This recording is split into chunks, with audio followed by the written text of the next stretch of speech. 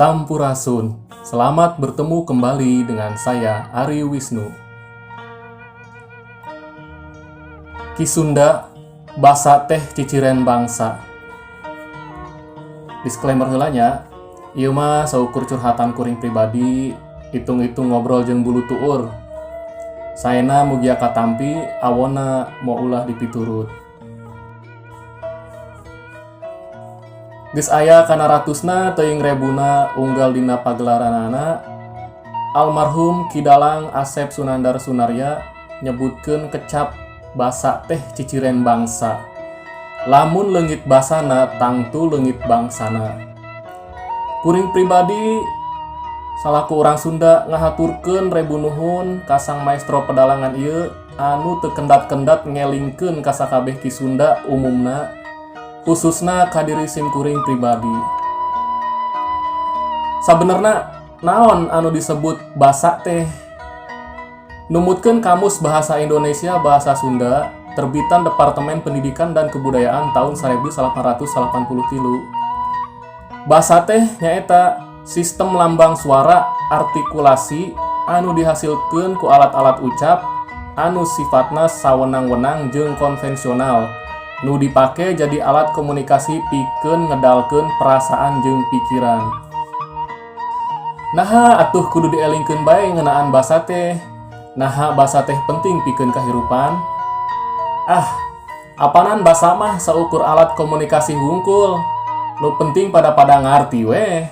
Nah harek make bahasa Sunda, bahasa Jawa, bahasa Indonesia, dalah bahasa Tarsan ge teu paduli asal papada ngarti. Lain kitu tujuan komunikasi teh.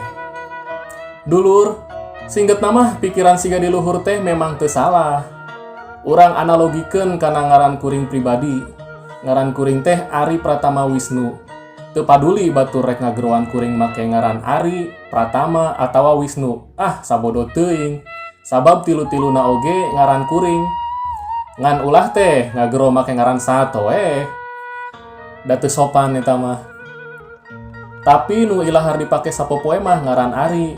Sok sanajan ngaran Wisnu oge masih ngaran kuring. Tangtu batur bakal rungaringe sabab ngaran eta teh teu ilahar dipake nyebut diri kuring. Tah, tuluy naon hubunganana jeung kecap basa teh ciciren bangsa? Baraya, dina kabudayaan teh aya 7 unsur universal pembentuk kabudayaan, nyaeta: 1. Sistem bahasa, 2. Sistem pengetahuan, 3. Sistem organisasi kemasyarakatan, 4. Sistem teknologi, 5. Sistem ekonomi, 6. Sistem religi, 7. Sistem kasenian. 7 unsur ieu teh aya dina sakabeh budaya. Boh budaya nu maju atawa budaya anu primitif sakalipun.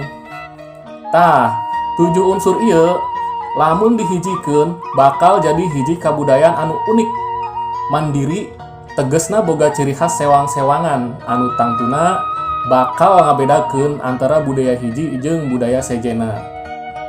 Ayeuna urang balik deui kana kecap basa ciciren bangsa.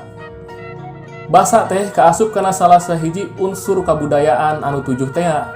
Samalah ditulisna dina nomor hiji. Tangtuna kacida pisan pentingna basa dina kabudayaan hiji bangsa.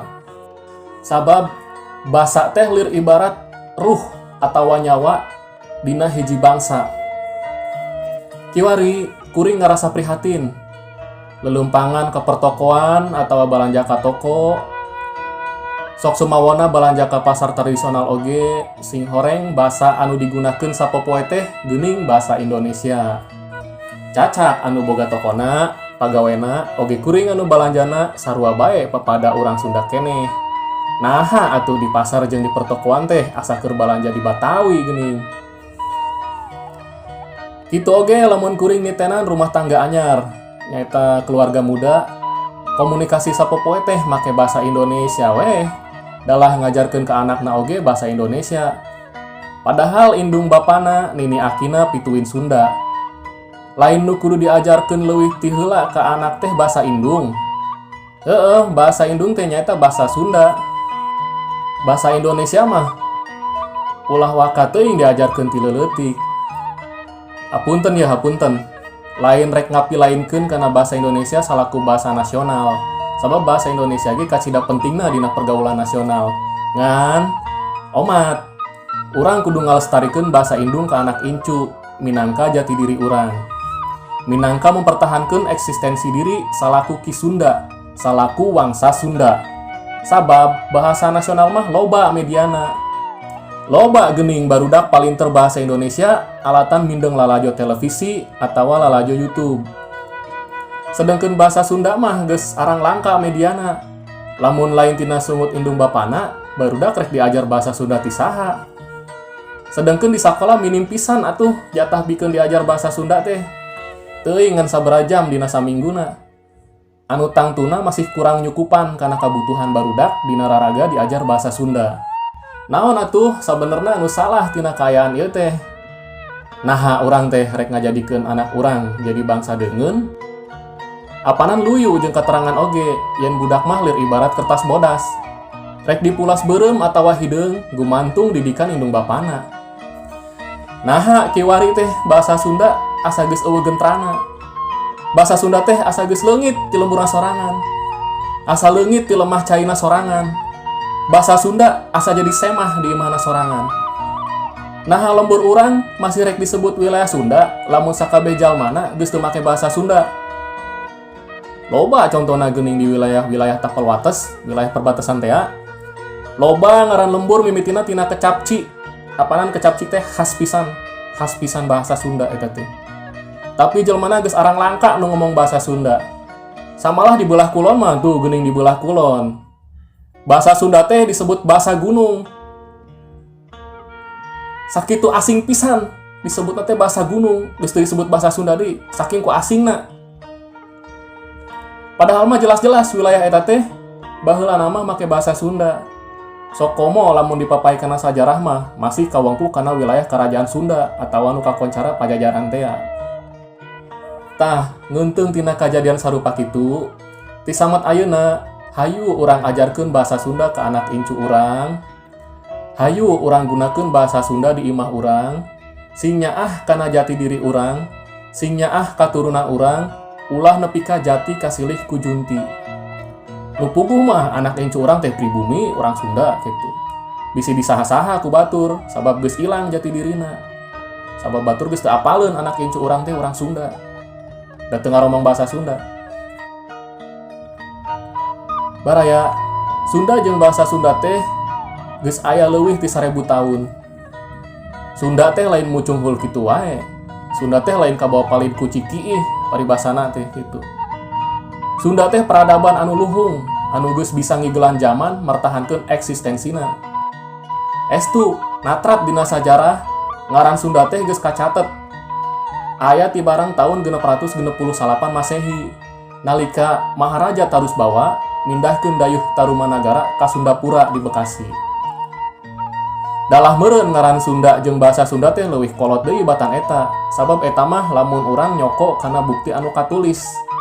Bisa jadi oge ngaran Sunda jeung bahasa Sunda teh leuwih kolot ti Aki Tirem. Apal saha Aki Tirem? Eta mitohana Dewa Warman teh ya. Dewa Warman teh anu ngadegkeun kerajaan Salakanagara, anu cek naskah Pustaka Raja-Raja Ibu Minusantara, karya Pangeran Wangsakerta cenah ngadegna dina abad kahiji Masehi. Tur disebut Arjir atau kota Perak ku Ptolemeus dina tahun 150 Masehi. Tuh, pan. Geus aya ti baheula geuning.